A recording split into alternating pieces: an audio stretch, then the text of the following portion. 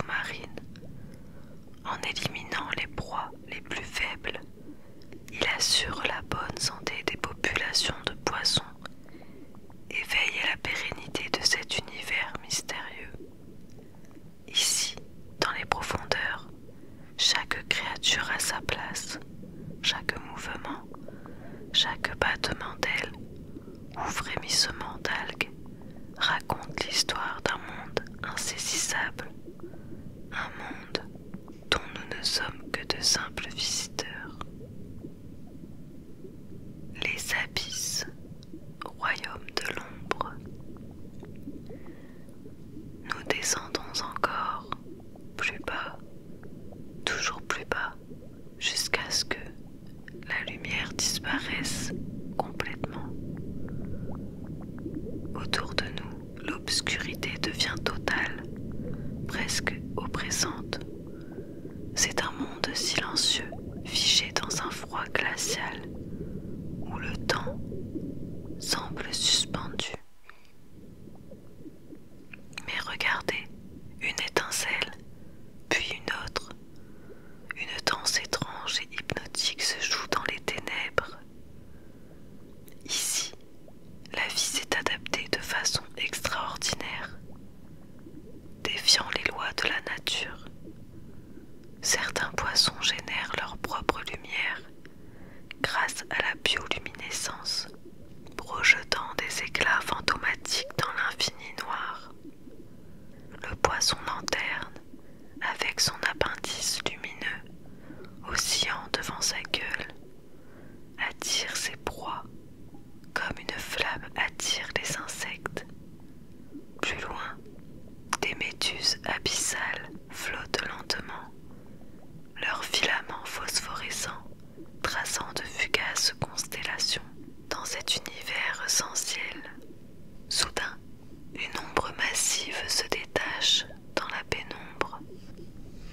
Une forme gigantesque, presque mythique.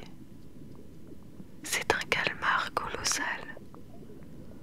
Peu de personnes ont eu la chance de le voir vivant, mais les marques sur la peau des cachalots témoignent de ses batailles épiques contre ces géants des profondeurs.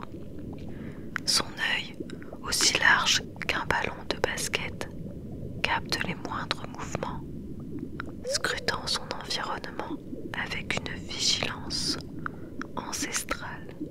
Puis, dans un battement puissant de ses tentacules, il disparaît dans le néant, comme un fantôme englouti par l'obscurité.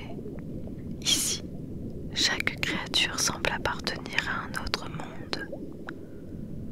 Le poisson vipère, avec ses crocs disproportionnés et son regard vide, semble sorti d'un cauchemar.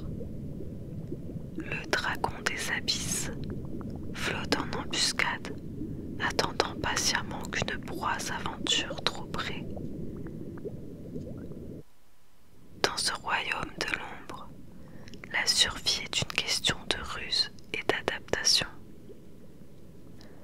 Le temps s'étire indéfiniment, et pourtant, il nous faut remonter. Lentement, nous entamons notre ascension, quittant ces profondeurs hantées. Mais le voyage de retour est une transition douce, presque méditative. À mesure que nous remontons, la lumière renaît progressivement, d'abord en lueur diffuse, puis en vagues chatoyantes. Les eaux glacées des abysses laissent place à la clarté bleutée des profondeurs intermédiaires. Ici, les courants dansent, portant avec eux des bancs d'organismes translucides, tandis que d'élégantes créatures planent entre deux mondes. Une méduse pélagique, ses longs filaments oscillant comme un voile, nous salue au passage. Plus haut encore, les ombres s'effacent et les récifs coralliens émergent comme un tableau vivant, éclatant de couleurs et de vie. Des poissons papillons effleurent les anémones. Les coraux, anciens gardiens de la mer, murmurent leurs histoires à ceux qui savent écouter. Puis enfin, nous